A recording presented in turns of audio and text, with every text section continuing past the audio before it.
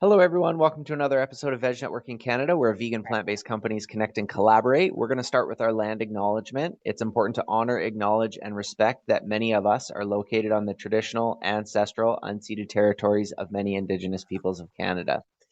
Here we are, plant-based vegan professionals connecting and collaborating once again, and we have a special guest with us here on Veg Networking Canada. He is an advocate for parties dealing with housing-related matters, offering specialized legal services for green businesses and health and psychedelic sector clients, focusing on corporate, commercial, and environmental law. Veg Networking Canada is pleased to introduce the founding lawyer at Green Economy Law Professional Corporation, Marc Goldgrub.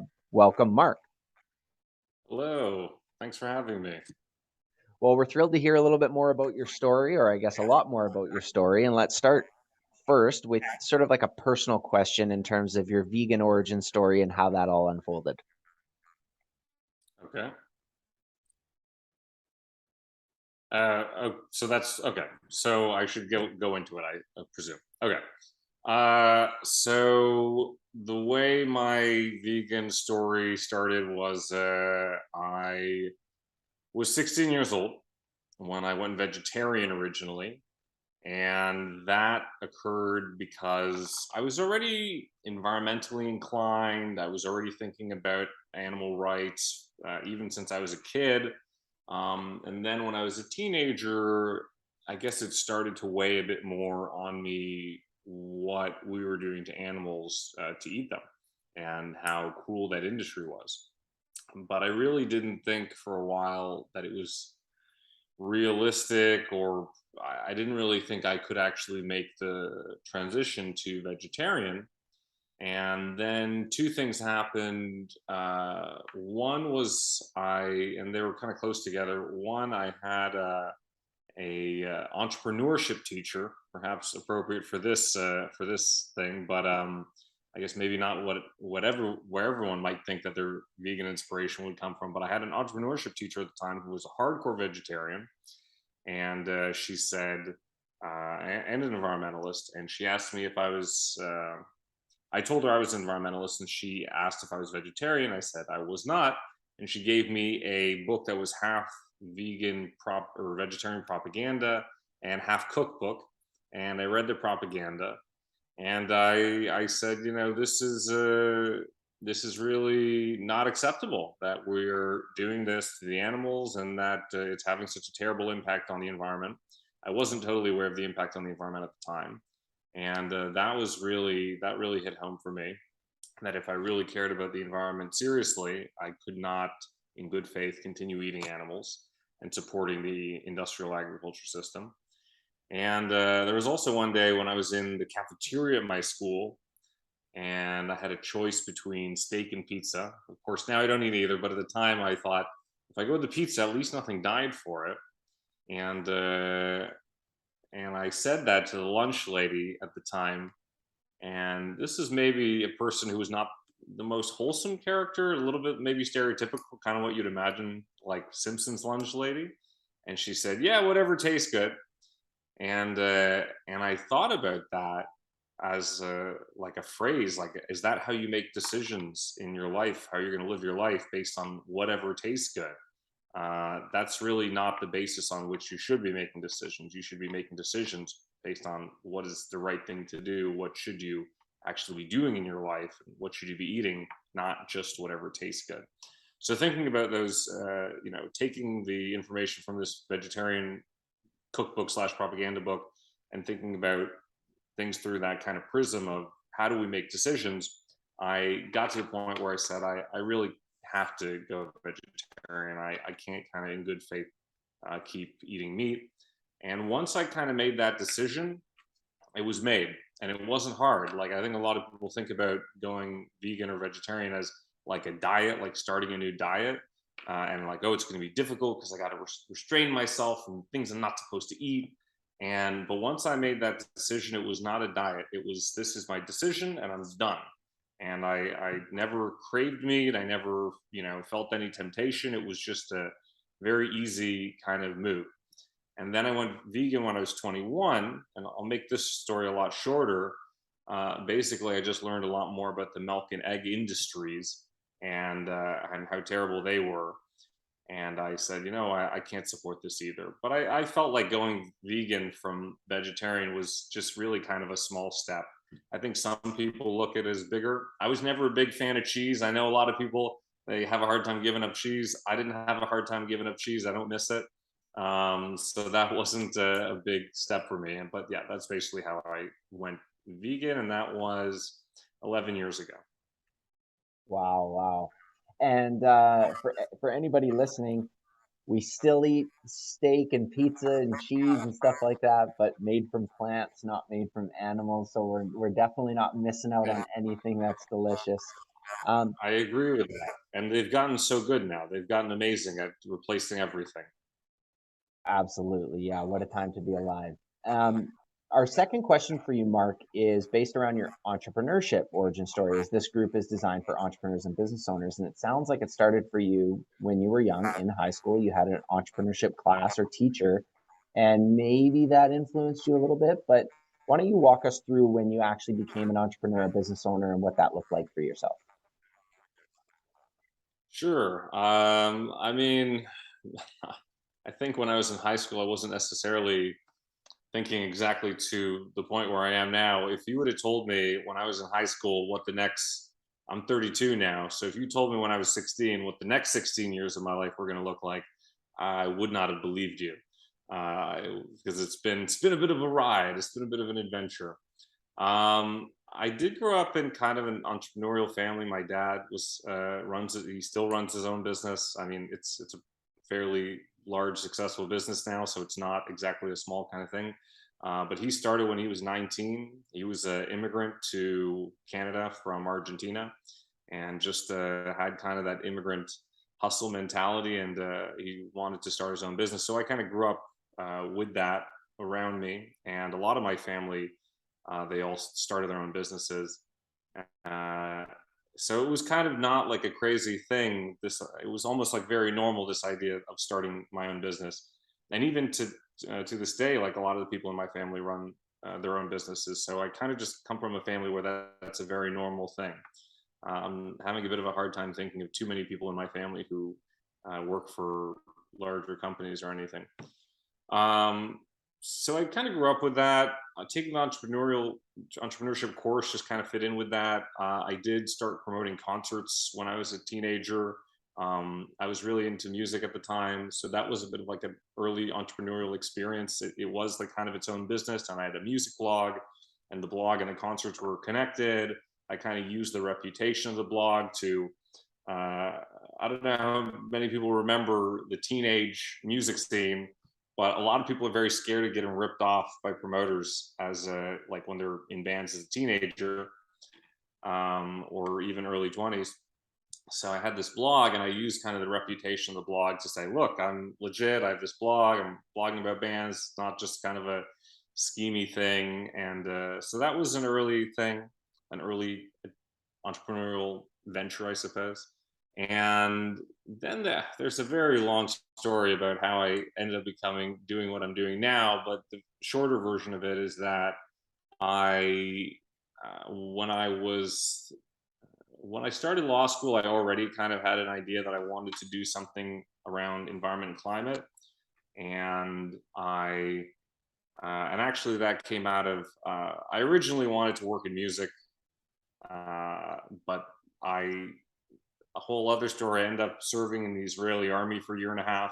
I was in some very hot geopolitical areas. And when I got out of that, I thought, do I really want to spend the rest of my life working on musicians' contracts? I was already planning on becoming a lawyer. Or do I want to really focus on some of the serious issues facing the world?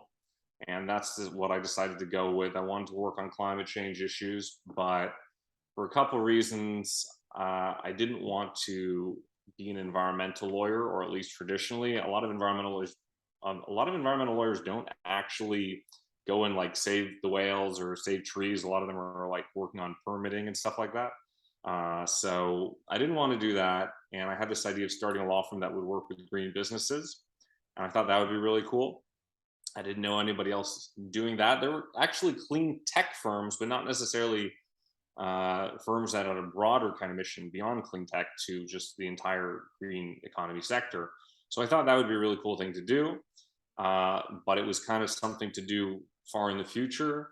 When I graduated from law school, I took the New York bar. I worked at a law firm in New York for a little less than a year. I moved back to Toronto, kind of escaping the Trump presidency at the time. I'm from Toronto, but I moved back here. And then I was trying to get a job after I took the Ontario bar. I was trying to get a job at a larger law firm, and everybody told me they were going to pay me like a first year. And I wanted to work on renewables. They said, if you're lucky, you'll work on 5% renewables, 95% whatever corporate and commercial work comes in the door. And I just said, you know what, that's really not a great deal. The second, I'm going to start one of these jobs, and first day I'm going to be checking my watch saying, how long do I have to be here before I can do what I really want to do? So I just said, you know what, I've already kind of worked for 2 years post law school at this point. I'm just going to start the firm that I want to start. And I started it in February 2020. And of course, as we all know, the next couple of years were just no problems whatsoever, and everything has gone smoothly ever since. And green economy law was born, and here we are a couple years removed from that. So you're in a niche, being in environmental and climate law.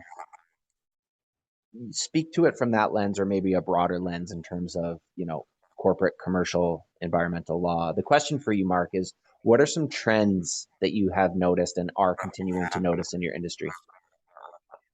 I don't know if I really am noticing too many trends. I kind of, I feel like I see a lot of things that I think are standard in a lot of businesses, or just general tech space. I do have a niche, but I'm also, because I'm such a small law firm, I don't end up working with, unfortunately, as many companies that are like raising millions of dollars and doing huge things and building solar panels and making electric cars. Like, I want to be working with those companies, but when you're kind of starting this little law firm out of a co-working space in Toronto, you got to work your way up to that. So unfortunately, I don't work with a lot of those guys yet. It's hopefully that's what I'm working towards. But I work with a lot of small startups trying to do cool things at a smaller level. Uh, a lot of them are really strapped for cash, so I am often trying to say, look, I'm going to be able to work with you. One, I believe in your mission. This is green economy law. It's not just any other law firm. We really want you to succeed because we have the same mission that you do. Our mission is your mission, and we're also going to think about what we think that you're probably thinking about, or maybe what you should be thinking about as a green business. Reputation is a huge thing. If you're a green business, you got to worry about reputational factors that non-green businesses don't have to, especially when you're thinking, okay, I'm a green business, so I want to benefit from people who are looking to invest sustainably. And that can even be with private investors who are thinking, I want to put my private money toward green businesses. And I do sometimes have calls with investors like that and hook people up. People call me and say, I want to put money in a green business. I say, I know a green business you might want to put money in. So always thinking about reputation is a big thing for me, and when I'm working with green businesses. So B Corp certification comes up a lot. That is a really actually pretty good way to signify to the world that you are seriously considering climate and other social issues. It is very difficult. So sometimes I work with companies trying to go through that process, and you can't always get you have to get 80 out of 200 points to get certified as a B Corp, and it's hard. So sometimes people just can't get that. Especially if you're a very small company, you don't have like a ton of money to throw around at social things, and you don't have a lot of employees. It's very difficult to cross that threshold. So sometimes people just can't get past it. I haven't been able to get past it. So sometimes we're working on that and saying, well, how far can we go? And if we can't get past it, one thing I do is I draft social and environmental bylaws. And I say, here are your social and environmental bylaws. This puts your commitment in, it's like a policy, but really it's legally binding on the company, at least technically speaking. And you can put those bylaws on your website and say, these are the things we've committed to as a company. And not only are we committing to them, but we're legally committing to them. And we're putting on our website to tell you what we legally committed to as a company.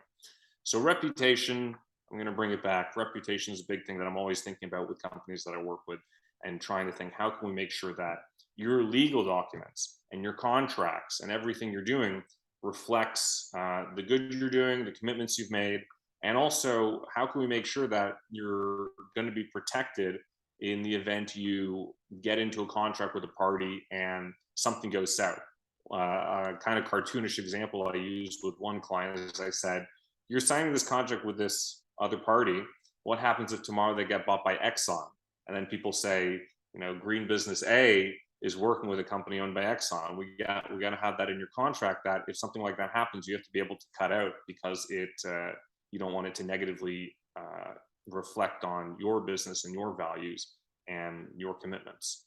So reputation is a really big one. It's not the only one, but it's something that comes up a lot, especially with smaller businesses thinking about getting big in the future.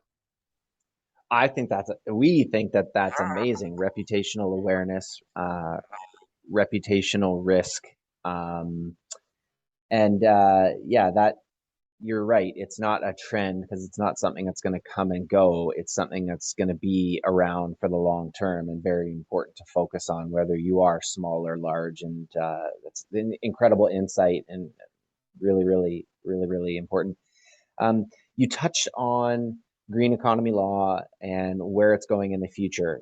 A couple points about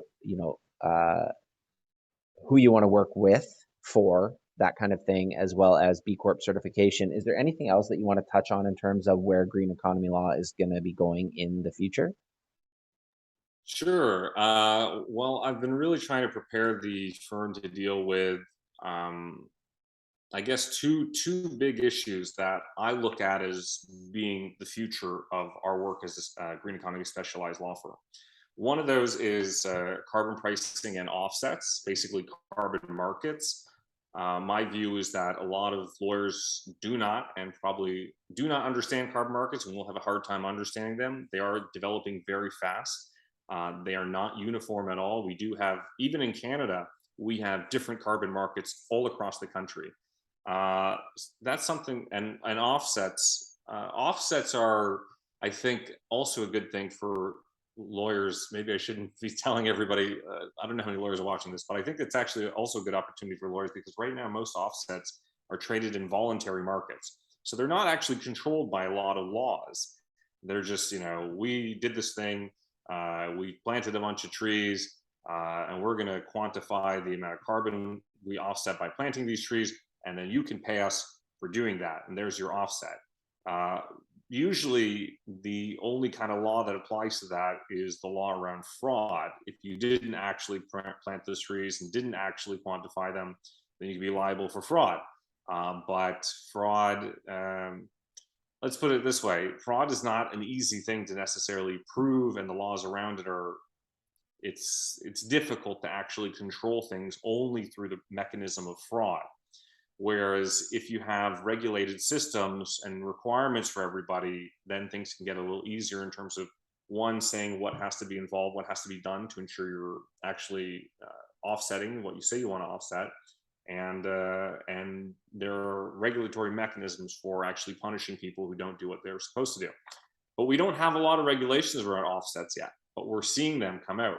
We're seeing them. We have them now in 3 provinces and a little bit at the federal government level. Not a lot in the US yet, but I think that we're going to see a lot more regulation on offsets in the next couple of years. And I think there's going to be a lot of work for lawyers to ensure that people are complying with offsets and dealing with the issues that come up when they're not complying. So that's one big area I'm thinking about. And the other one is probably more obvious to a lot of people: sustainable finance.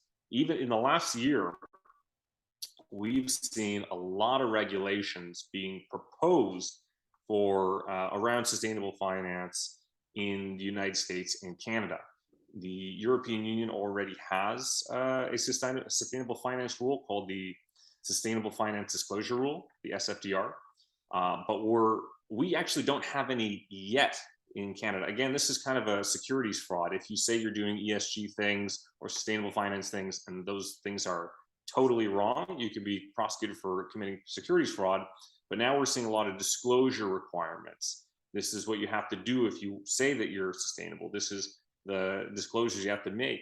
You have to disclose the amount of carbon that your investments are responsible for. This is really actually super recent, and we've only seen proposals. These laws haven't, these rules, or really regulations, haven't even come into effect yet. So I think there's going to be a lot of work there for lawyers, and that's another thing that I'm paying attention to it, following all the developments. I wrote a report about both. I've written reports now, and they're on my website for anyone interested, about sustainable finance, reports about carbon pricing in Canada, carbon offsets, and even sustainable crypto. I mean, most crypto is not sustainable, but not all crypto is equally unsustainable. And that can get a little technical. But yeah, I have reports on all those things, and those are very useful, and also it can be very successful in the future as green economy becomes more of a legal regime, or there's going to be a lot of laws around the green economy. Let me put it that way. Way more than there are now. At least that's what it looks like. Yeah, that's interesting. So green economy law in the future being sort of a big resource for carbon offset regulations, and then sustainable finance disclosure rules within Canada. Very, very interesting. Now, we always preface our special guests by letting them know that there's no right or wrong, and there's no right or wrong answers to any of these questions, especially this one, though. It might be something that you've done in the past, are looking at doing in the future. Maybe you are currently doing it. But the question is, does green economy law support any charitable organizations?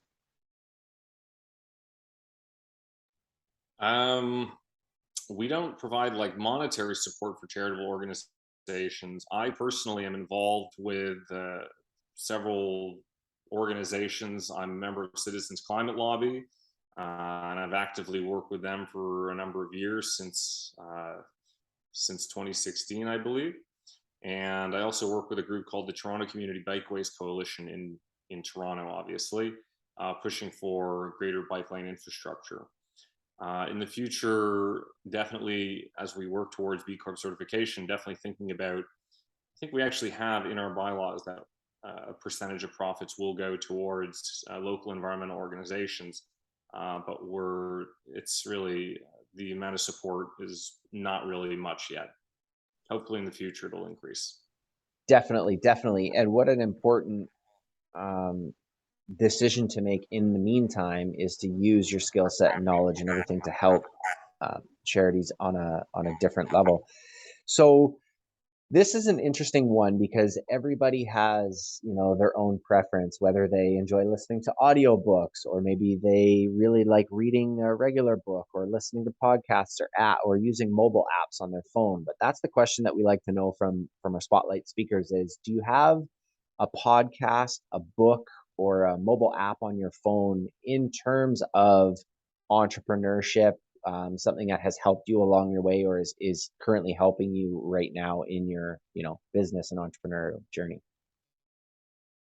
So this is entrepreneur focused specifically, not not green economy or anything like that. No, no, no, not no. You can take it as any resources that you want to deliver to the folks listening. Go for it. I do think that like the stories of other businesses, and like, you know, biographies of people, I find those incredibly helpful and interesting.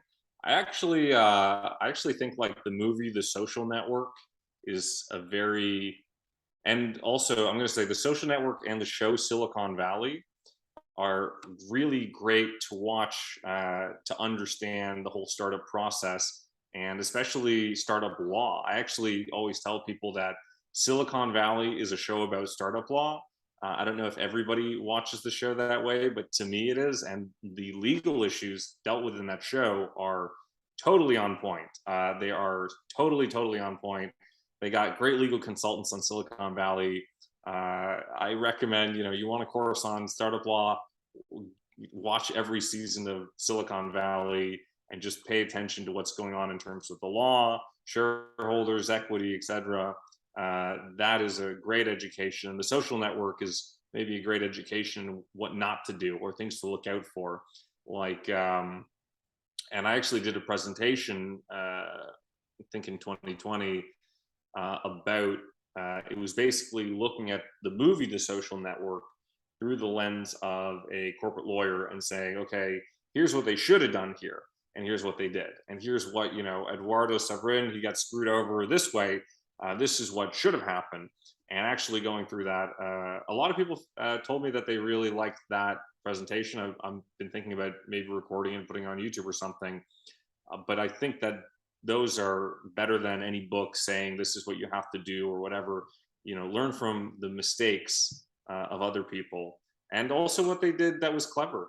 Those can be extremely helpful. And even in my day-to-day work, I am thinking, and I often, when I talk to clients, I say, have you seen this movie? What happened in this movie? Because this is actually what you're trying to avoid or what you want to happen. That's why this is one of our favorite questions for folks, is because there's always just such diversity of answers, and that's very interesting. And I could see how it would be maybe easier for a lot of folks to absorb that information because it's a show, right? But being able to watch with a certain intention and to spot certain things, and you're absolutely right. Learning from other people's mistakes and not making them yourself is huge, and there's plenty of resources to learn those mistakes from others to not have to do it yourself.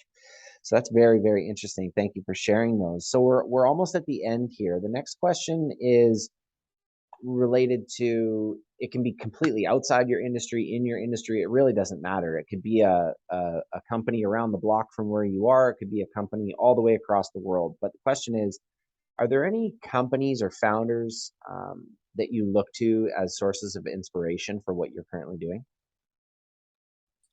I mean, probably the one everybody says is Elon Musk. He's gotten super problematic, and I often write about him on LinkedIn. And I talk about how, yeah, lately he's been way too erratic, and I wish he wouldn't be, because he's done really incredible things. I mean, as one human being, to actually make electric cars happen when they weren't happening, that's really an incredible accomplishment. And sometimes I do think, when I'm thinking about doing something, I think, what would Elon Musk do? I think that less these days than I used to, but I feel like all his problems being considered, what he accomplished is still really astonishing. And sometimes I put aside my issues with him, and I do say, let's take inspiration from the incredible things that he has accomplished. Yeah. Is there any others that jump to mind, companies or founders? Anyone else? Anyone else? um, I really like. I also really like Bloomberg. I read Bloomberg. Bloomberg Media is my main news source, and I find it to be incredible. I also think if anybody's interested in following developments in the green economy, the Bloomberg Green newsletter is phenomenal. I read it every single day. So one thing, Bloomberg made his money in finance, but then he kind of chose a bunch of issues that he wanted to focus on, just generally speaking, not even really through his businesses, but through Bloomberg Philanthropies, through political donations, through his political work as mayor of New York. He's chair of a whole bunch of things, including the task force for climate-related financial disclosures. So Bloomberg is really inspiring to me as a person who was phenomenally successful in business and then said, here are a bunch of issues that I want to deal with. And then he went out and actually really has tried and continues to try to work to solve those issues, climate change being, of course, top of mind among them for me. Yeah, thank you so much. That's incredible.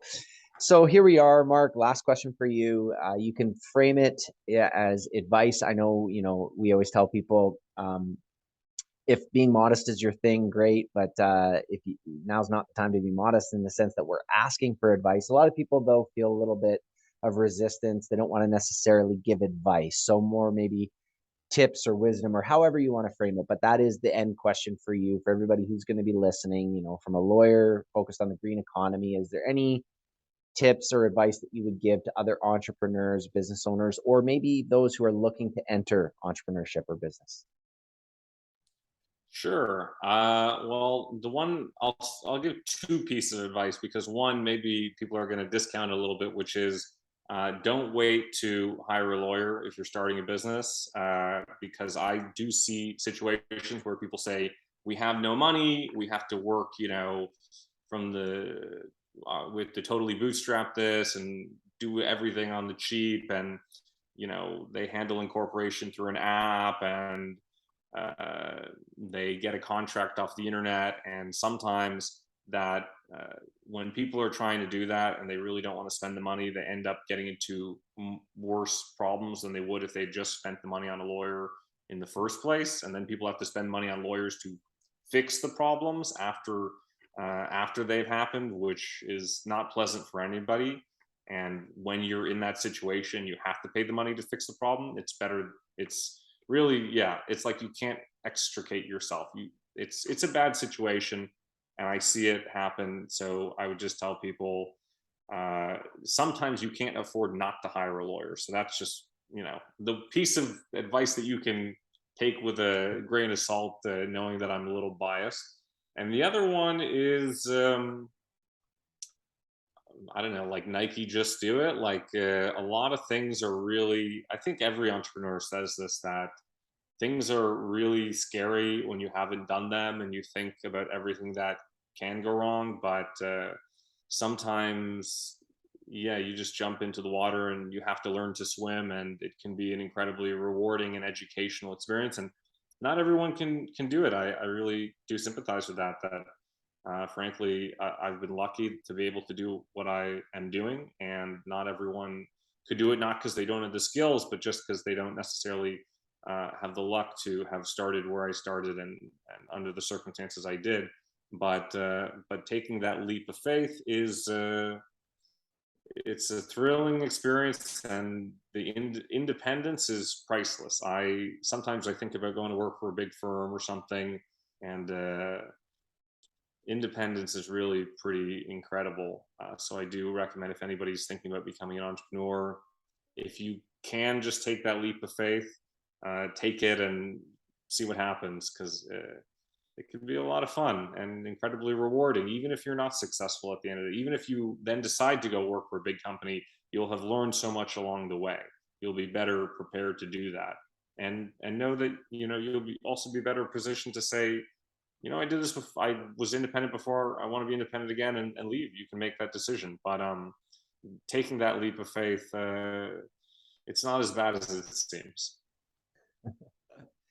And those two pieces of advice or wisdom do go hand in hand. It's a lot more empowering and safe, I guess, to take the leap of faith or to take the jump or to take the risk when you do, like you said, your first tip there, where you do have somebody who's a professional who can sort of cross the T's and dot the I's, so then it can allow you to be absolved of, those looming, really scary things that can take up a lot of time and money. So I can see how those two pieces definitely go together. And yeah, there's no time like now for anybody who's listening about, maybe you're in a company and thinking about becoming an entrepreneur. If you've been thinking about it often, chances are that you should really take that leap of faith, as Marc says. So, Marc, thank you so much for sharing more about yourself and green economy law. And before we let people know your website and where they can find out more information about you and what your firm does, is there anything in today's conversation that came up or any announcements that you have? The floor is yours. I don't think so. I think we covered a lot of good stuff. So yeah, I'm ready. Let's move on. Let's move on to the closing round. All right, folks. Well, you heard it there from Marc Goldgrub with Green Economy Law. You can find out more online, www.greeneconomylaw.com. And Marc is easy to find, as he mentioned, as well on LinkedIn if you want to connect with him there. So everybody else, we will catch you on another episode of Veg Networking Canada soon. But for now, bye and take care.